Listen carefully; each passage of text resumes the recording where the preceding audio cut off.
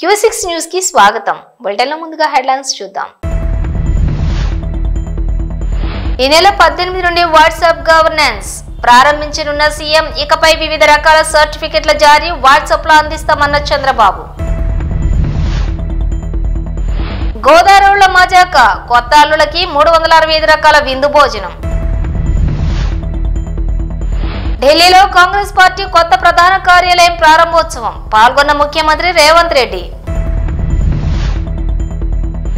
Telangana high court ప్రధాన న్యాయమూర్తిగా justice Sujoy Paul ఉత్తర్వులు జారీ చేసిన కేంద్ర ప్రభుత్వం. నెల 18 నుండి వాట్సాప్ గవర్నెన్స్ ప్రారంభించనున్నట్లుగా సీఎం చంద్రబాబు ప్రకటించారు.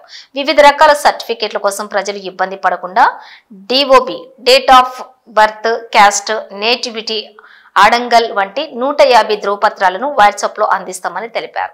రానున్న రోజుల్లో మరిన్ని సర్వీసులను అందిస్తామని, ఈ విధానంతో ప్రజలెవరూ కూడా గవర్నమెంట్ ఆఫీసుల చుట్టూ తిరగాల్సిన అవసరం ఉండదని పేర్కొన్నారు. రైస్ కార్డ్స్ ఒక 41 మందికి లేవన్నారు, అవి కూడా ఇచ్చేయమంటాను.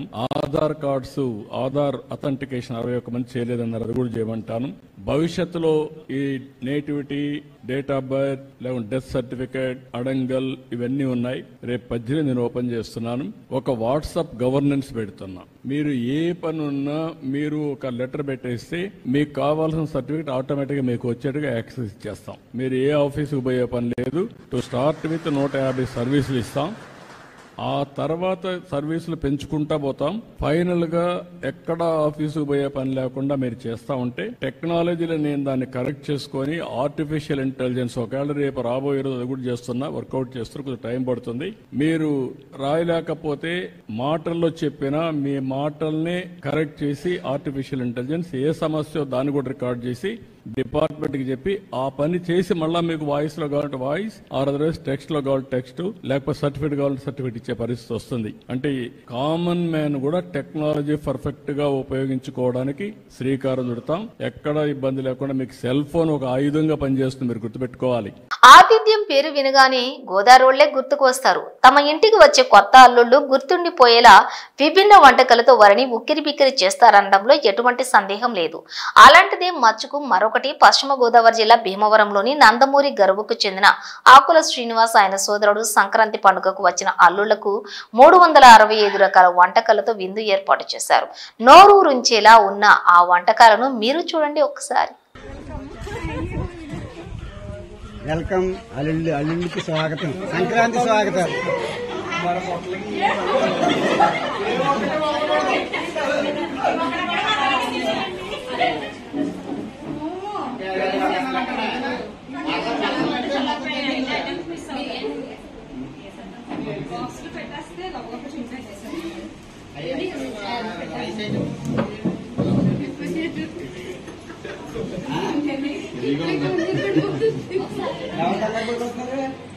అల్లుడు గారా మా ఇంటిలో స్థాపనగా ఉంటారు. అల్లుడి కంగారు పడతారు, పూర్తిగా కంగారు పడతారు.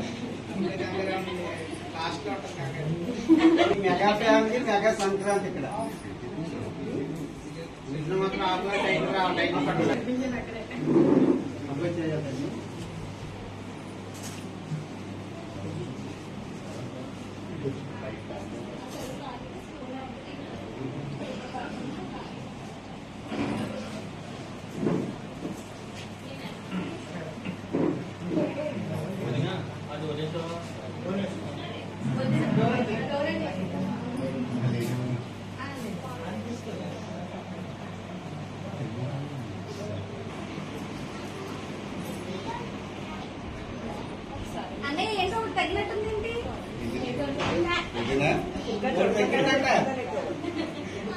అది కూడా అంటే మొదలు పెట్టాలంటే షాంపెన్ బాటిల్ కావాలి కదా. అందుకు అర్థమైంది.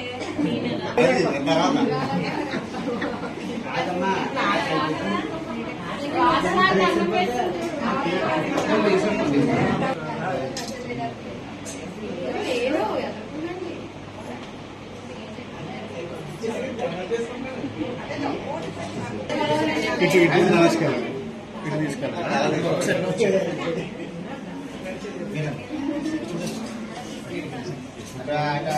తెలుగు సినీ లెజెండరీ యాక్టర్స్ లోని అక్కినేని నాగేశ్వరరావు ఒకరు. తెలుగు సినీ పరిశ్రమను తమిళనాడు నుండి హైదరాబాద్ కేంద్రంగా అభివృద్ధి కావటానికి గణనీయమైన కృషి చేసిన నటుల్లో అక్కినేనిది ప్రముఖమైన పాత్ర అని చెప్పటంలో అతిశయోక్తి లేదు.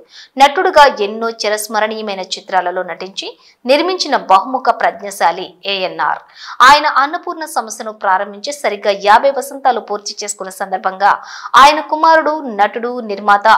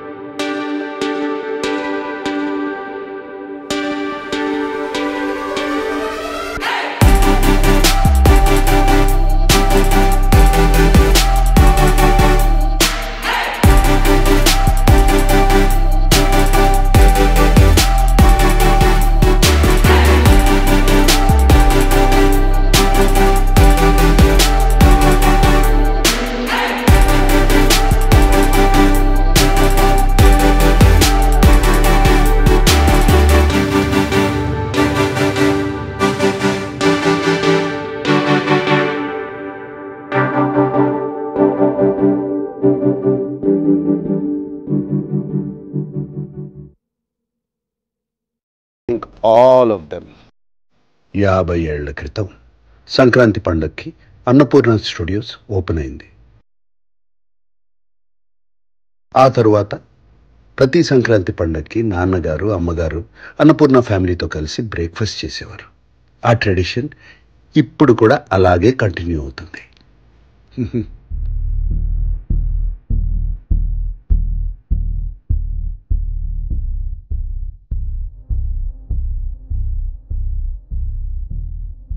నా లైఫ్లో నాన్నగారు ఒక పెద్ద ఇన్స్పిరేషన్. నాకే కాదు, మా పిల్లలకు కూడా.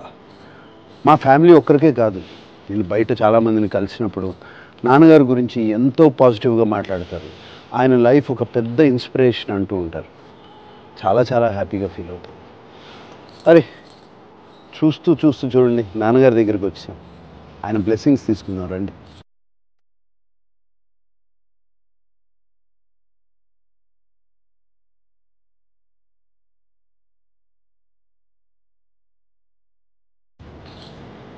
ANR lives on. మకర జ్యోతి సందర్భంగా శ్రీకాళహస్తిలోని 16 కాళ్ల మండపంలోని అయ్యప్ప స్వామికి వైభవంగా అభిషేకం నిర్వహించారు. అయ్యప్ప స్వామికి వారికి పలు రకాల పుష్పాలతో అలంకరించి విశేష పూజలు నిర్వహించారు.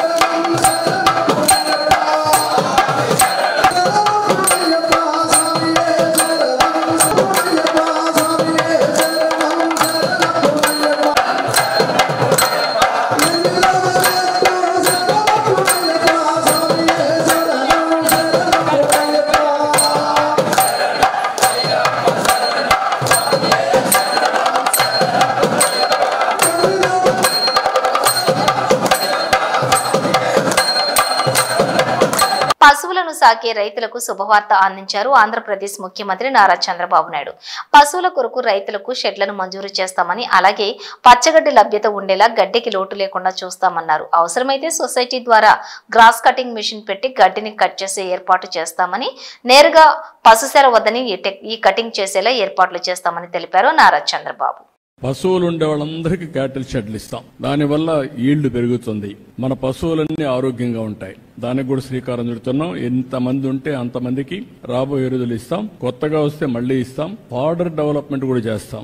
గడ్డి కూడా డెవలప్మెంట్ చేసి కాస్ట్ ఎఫెక్టివ్ గా ఇప్పుడు ఒకసారి రైతే కట్ చేసుకోవాలంటే ఇబ్బంది ఉంటుంది. అవసరమైతే ఒక సొసైటీ మరి పెట్టి ఒక వ్యక్తిని పెట్టేస్తే కట్ చేయడం, కటింగ్ మిషన్ పెట్టి చాపర్ పెట్టి పీసెస్ చేయడం, నేరుగా ఇంటి దగ్గరనే వాళ్ళ క్యాటరీ షెడ్ దగ్గరనే డెలివరీ చేసే పరిస్థితి వస్తుంది.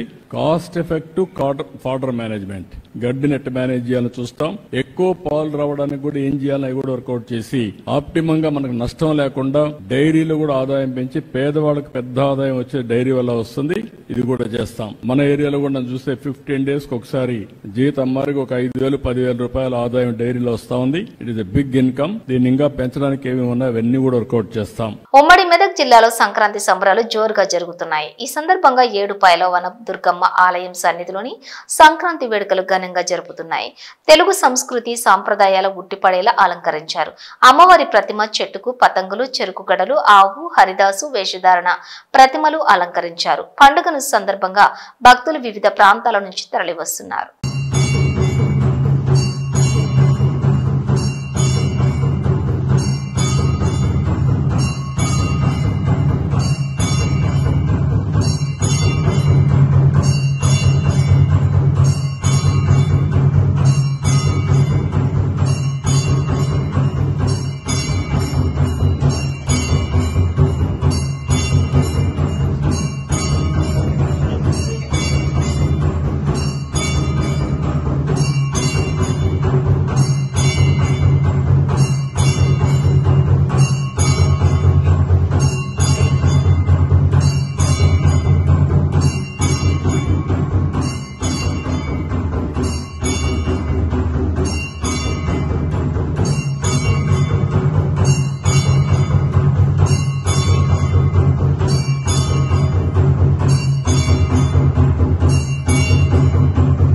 కలియుగ వైకుంఠ తిరుమలలో పార్వేట ఉత్సవ అత్యంత వైభవంగా జరిగింది. తిరుమలలోని శ్రీ వెంకటేశ్వర స్వామి వారికి ప్రతి సంవత్సరం కనుమ పండుగ నాడు పార్వేట ఉత్సవాన్ని నిర్వహించడం ఆనవాయితీ.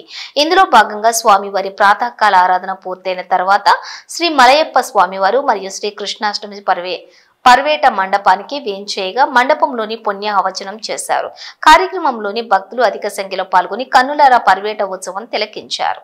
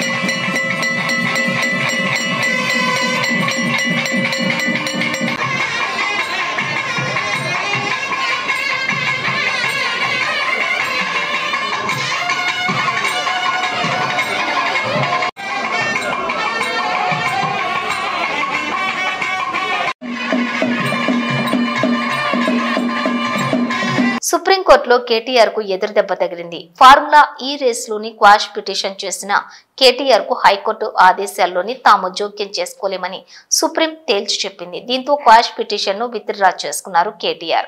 ఫార్ములా ఈ రేస్ కేసులో A1 గా ఉన్న కేటీఆర్ రేపు ఈడీ ముందు హాజరు కావాల్సి ఉంది.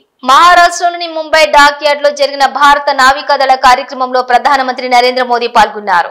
ఈ సందర్భంగా 2 యుద్ధ నౌకలు ఒక జలాంతర్గామిని ప్రారంభించి జాతికి అంకితం చేశారు. అనంతరం ప్రధాని మోదీ మాట్లాడుతూ దేశ చరిత్రలో 3 యుద్ధ నౌకలను ఒకేసారి ప్రారంభించడం ఇదే తొలిసారని తెలిపారు. యావత్ ప్రపంచంలోనే భారీ మరియు అత్యాధునిక విధ్వంసక నౌకలలో ఒకటిగా ఐఎన్ఎస్ సూరత్ నిలుస్తుందన్నారు. P-17A స్టెల్త్ ఫ్రిగేట్ ప్రాజెక్టులోని తొలి యుద్ధ నౌక ఐఎన్ఎస్ నీలగిరిని P-75 కింద రూపొందించిన జలాంతర్గామి ఐఎన్ఎస్ వాగ్ షీర్లను ప్రధాని మోదీ ప్రారంభించారు. యుద్ధ నౌకల అభివృద్ధిలో 75% స్వదేశీ పరిజ్ఞానం ఉందన్నారు. అలాగే జలాంతర్గామిని ఫ్రాన్స్ కు చెందిన నేవల్ గ్రూప్ సాయంతో అభివృద్ధి చేసినట్లుగా పేర్కొన్నారు. వీటి రాకతో భారత నావికాదళం మరింత బలపడిందన్న ప్రధాని మోదీ ప్రపంచంలోనే బలమైన శక్తిగా భారత్ మారబోతోందన్నారు. సబ్కా సాత్ సబ్కా వికాస్ లక్ష్యంగా పనిచేస్తున్నామని తెలిపారు. అనంతరం నేవీ సిబ్బందికి ఆయన అభినందనలు వెల్లడించారు. साथियों, आज का एक कार्यक्रम हमारी गौरवशाली धरोहर को भविष्य की आकांक्षाओं से जोड़ता है. लंबी समुद्री यात्राएं, commerce, naval defence, ship industry, इसमें हमारा एक समृद्ध इतिहास रहा है. अपने इतिहास से प्रेरणा लेते हुए आज का भारत दुनिया की एक मेजर मैरीटाइम पावर बन रहा है. आज जो प्लेटफॉर्म लॉन्च हुए हैं उनमें भी इसकी झलक है. अब जैसे हमारा नीलगिरी चौल वंश के समुद्री सामर्थ्य के प्रति समर्पित है. सूरत वॉरशिप उस कालखंड की याद दिलाता है जब गुजरात के पोर्ट्स के जरिए भारत वेस्ट एशिया से जुड़ा था. इन दिनों ये दोनों शिप्स, इसके साथ आज बागशीर सबमरीन की कमीशनिंग भी हो रही है. कुछ वर्ष पूर्व मुझे P-75 क्लास की पहली सबमरीन कलवरी की कमीशनिंग में शामिल होने का अवसर मिला था. आज मुझे इस क्लास की 6वीं सबमरीन बागशीर को कमीशन करने का सौभाग्य मिला है. ये नए फ्रंटियर प्लेटफॉर्म भारत की सुरक्षा और प्रगति दोनों को नया सामर्थ्य देंगे. బులెటిన్ ముగించే ముందు హెడ్లైన్స్ మరోసారి. ఇవి బులెటిన్ విశేషాలు. మరో బులెటిన్ తో మళ్ళీ కలుద్దాం. చూస్తూనే ఉండండి న్యూస్.